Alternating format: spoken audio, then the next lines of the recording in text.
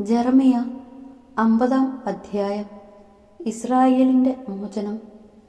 കൽദായരുടെ ദേശമായ ബാബിലോണിനെക്കുറിച്ച് ജെറമിയ പ്രവാചകന് ലഭിച്ച കർത്താവിന്റെ അരുളപ്പാട്.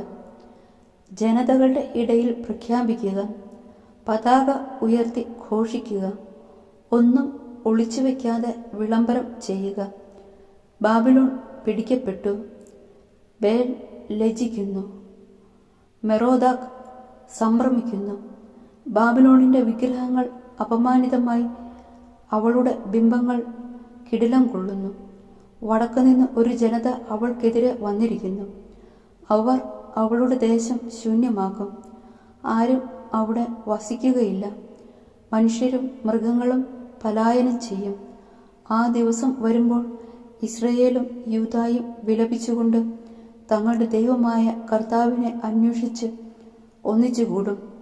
അവർ സിയോനിലേക്ക് തിരിഞ്ഞ് അങ്ങോട്ടുള്ള വഴി ആരായും.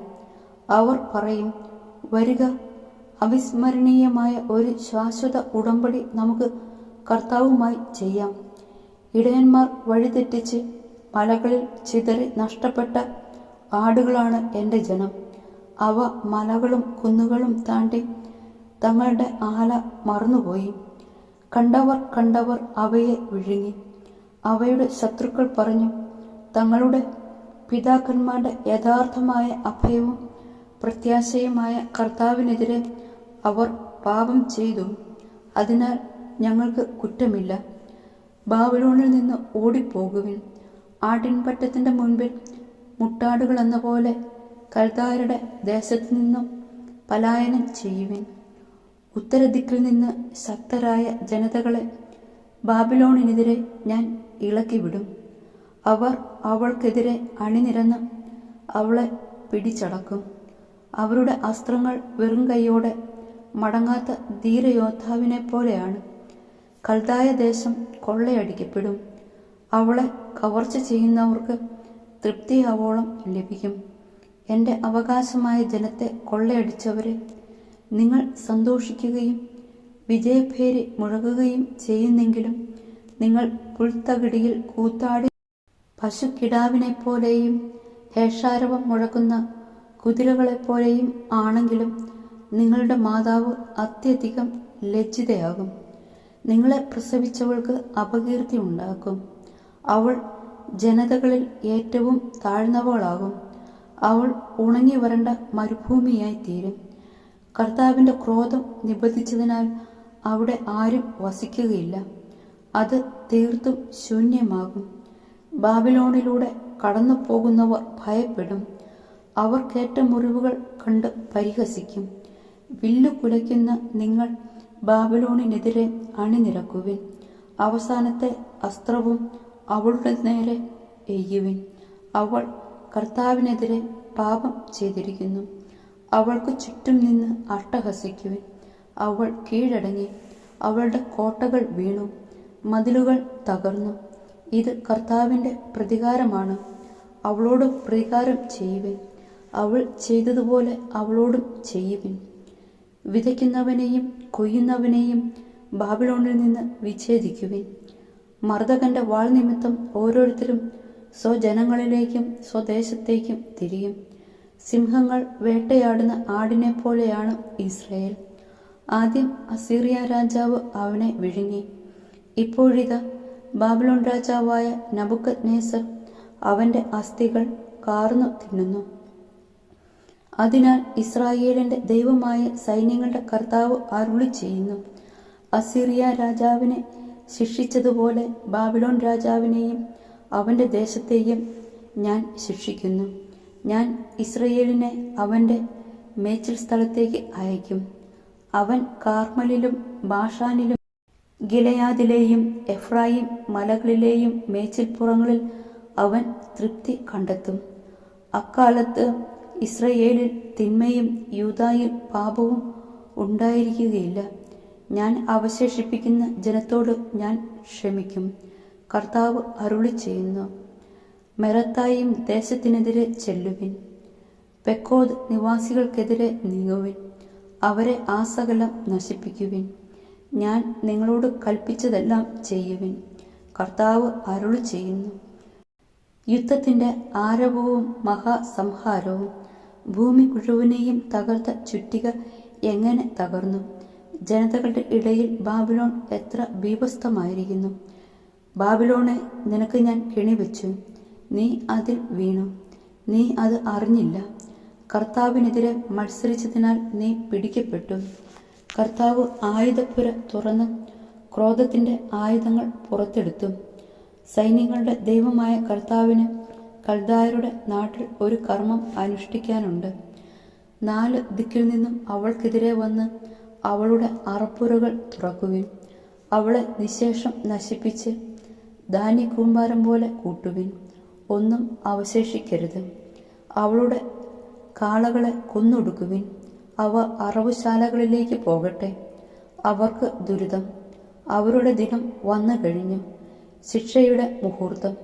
നമ്മുടെ ദൈവമായ കർത്താവിൻ്റെ പ്രതികാരം. സിയോനിൽ വിളംബരം ചെയ്യാൻ അവർ ബാബിലോണിൽ നിന്ന് ഇതാ ഓടുന്നു. ബാബിലോണിനെതിരെ വില്ലാളികളെ വിളിച്ചുകൂട്ടി ചുറ്റും താവളമടിക്കുവിൻ. ആരും രക്ഷപ്പെടരുത്.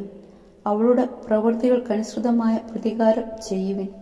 ഇസ്രായേലിൻ്റെ പരിശുദ്ധനായ കർത്താവിനെ അവൾ ധിക്കരിച്ചു. അവളുടെ യുവാക്കൾ തെരുവുകളിൽ വീഴും. അവളുടെ പോരാളികളെല്ലാം അന്ന് നശിക്കും. കർത്താവ് അരുളി ചെയ്യുന്നു. അഹങ്കാരി, ഞാൻ നിനക്കെതിരാണെന്ന് സൈന്യങ്ങളുടെ ദൈവമായ കർത്താവ് അരുളി ചെയ്യുന്നു. ഞാൻ നിന്നെ ശിക്ഷിക്കുന്ന ദിവസം ആസന്നമായി. അഹങ്കരിക്കുന്നവൻ കാൽ തട്ടി വീഴും. അവനെ എഴുന്നേൽപ്പിക്കാൻ ആരും ഉണ്ടാവുകയില്ല. അവൻ്റെ നഗരങ്ങൾക്ക് ഞാൻ തീ വയ്ക്കും. അത് ചുറ്റുമുള്ളവയെ വിഴുങ്ങും. സൈന്യങ്ങളുടെ കർത്താവ് അരുളി ചെയ്യുന്നു. ഇസ്രായേലും യൂദായും മർദ്ദനമേറ്റു. പിടിച്ചു കൊണ്ടുപോയവർ അവരെ വിട്ടയക്കാതെ തടഞ്ഞുവെച്ചു. അവരുടെ വിമോചകൻ ശക്തനാണ്. സൈന്യങ്ങളുടെ കർത്താവ് എന്നാണ് അവിടുത്തെ നാമം. ഭൂമിക്ക് സ്വസ്ഥതയും ബാബിലോണിന് അസ്വസ്ഥതയും വരുത്തുന്നതിന് അവൻ അവർക്കു വേണ്ടി വാദിക്കും.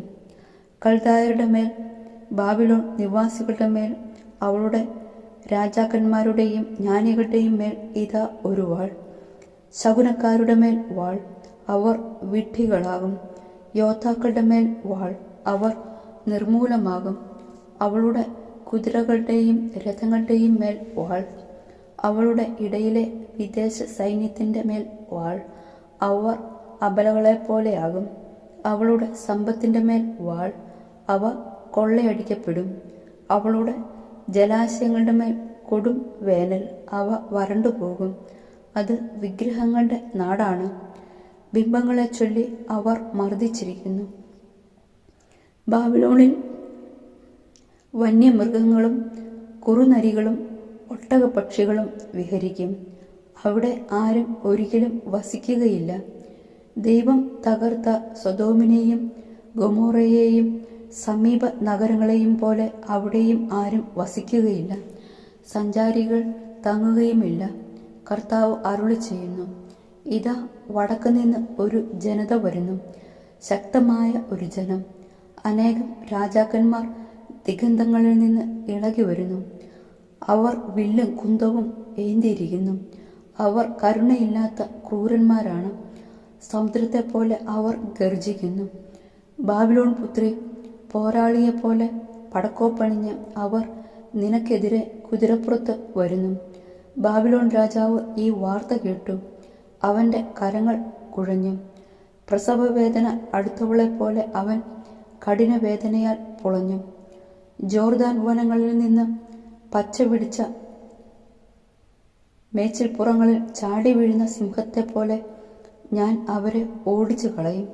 എനിക്ക് ഇഷ്ടമുള്ളവനെ ഞാൻ അവളുടെ മേൽ നിയമിക്കും. എനിക്ക് തുല്യനായി ആരുണ്ട്? ആര് എന്നോട് കണക്ക് ചോദിക്കും? ഏത് ഇടയനാണ് എൻ്റെ മുൻപിൽ നിൽക്കാൻ കഴിയുക? ബാബിലോണിനെതിരെ, കൽദാരുടെ ദേശത്തിനെതിരെ കർത്താവ് നിശ്ചയിച്ചിട്ടുള്ള കാര്യങ്ങൾ കേൾക്കുവിൻ. അവരുടെ ആട്ടിൻപറ്റത്തിലെ കുഞ്ഞാടുകൾ വലിച്ചിഴയ്ക്കപ്പെടും. അവരുടെ ദുർവിധി കണ്ട് മേച്ചിൽപ്പുറങ്ങൾ ഭയചകിതമാകും. ബാബിലോണിൻ്റെ പതനത്തിൽ ഭൂമി വിറയ്ക്കും. അവളുടെ നിലവിളി ജനതകൾക്കിടയിൽ മുഴങ്ങും.